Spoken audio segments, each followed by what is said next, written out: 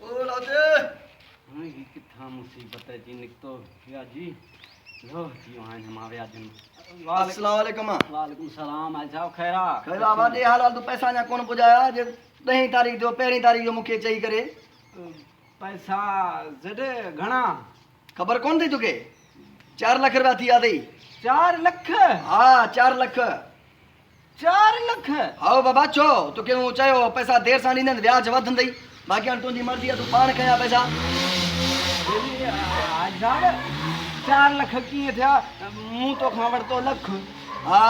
1.5 लाख रुपया तो तोखे मां ॾेई चुको आहियां 4 लाख कीअं थिया बाबा ॾिस न हाणे तक़रीबन हींअर पौणा 2 साल थी विया आहिनि मूं तोखे छा चयो साल में अगरि मूंखे पैसा ॾींदे त पूरा पैसा वठंदोसीं ठीकु आहे 1.5 लाख रुपया न ॾिनई त पैसा मथे वधी विया थी हाणे एतिरो वक़्तु थियो आहे पौणा 2 साल थिया आहिनि 4 लाख रुपया मुंहिंजो कर्ज़ो थी वियो अथई ठीकु आहे हाणे जल्दी मूंखे तूं पैसा ॾे किथां बि करे मूंखे पंहिंजा पैसा ॾे बाबा आऊं मिस्कीन ग़रीब माण्हू किथां तोखे 4 लाख ॿुध सेठ मूं तोखे 1.5 लाख रुपया ॾिनो आहे न हाणे बसि छॾ न ॻाल्हि छॾ मर ही ख़ाली करणी खे लाइ हेठि हिनखे त मां लाहियां थो त आंदो ई हिन लाइ समय हा ही ला मां फटो कायो थो वञा 5000 में बकाया पैसा मूंखे ॾेई ऐं पंहिंजो फटो काए वञे सेठ मां रोज़ी थो कयां बाबा 5000 भली रोज़ी कर अरे बाबा ही छा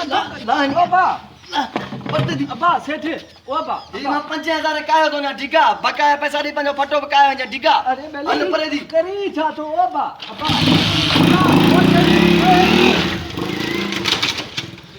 मार खुदा जी पवे मां हुन व्याजन मां लो थियो आ छाला ओ मुंहिंजा रब हिन व्याजन मां असांजी तो सची पुछी नस्ल असांजो तबाह थींदो नंढड़ा नंढड़ा मासूम ॿार हिन फटे ते मज़दूरी करे कमाईंदो हाणे उहो फटो बि काए व्याजी बेईमान मुंहिंजा रब तोखे पार तां मां लो थी वियो आहे हीअ असांजे मुल्क में ही व्याज जो कहिड़ो धंधो थो हले असां त लो थी विया आहियूं ओ मुंहिंजा रब हिन व्याजनि खां का खुदा का पनाह ॾियारा मां लो थी वियो आहियां